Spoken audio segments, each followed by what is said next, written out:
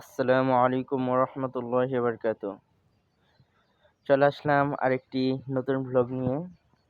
আমি এই ভ্লগ ভিডিওতে দেখানোর চেষ্টা করব কিভাবে আমি জৈব সার তৈরি করি এবং কেঁচো উৎপাদন করি।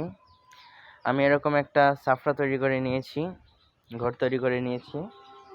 এর ভিতরে 6টা হাউজ আছে। এই হাউজগুলোতে আমি শুকনো গোবর রেখেছি। এগুলো কেঁচো খাবে এবং উৎপাদন করবে।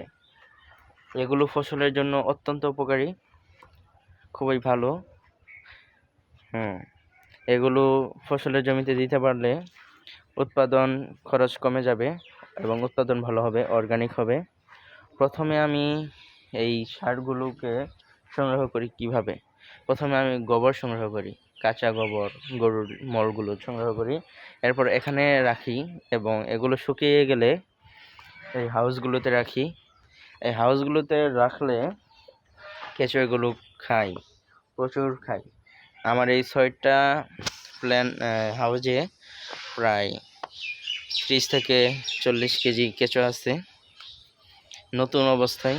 এগুলো যখন খাবে অনেক বেশি বংশ বিস্তার করবে এবং এগুলো হয়ে দাঁড়িয়ে প্রায় 70 থেকে 80 কেজি পর্যন্ত হয়ে যাবে এইখান থেকেই, এই 6টা থেকেই।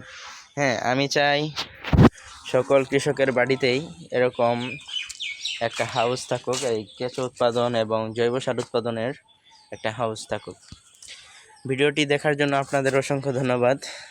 সবাই দোয়া করবেন যেন এগিয়ে যেতে পারি এবং আপনারা আমাকে সাপোর্ট করবেন। অসংখ্য ধন্যবাদ সম্পূর্ণ ভিডিওটি দেখার জন্য।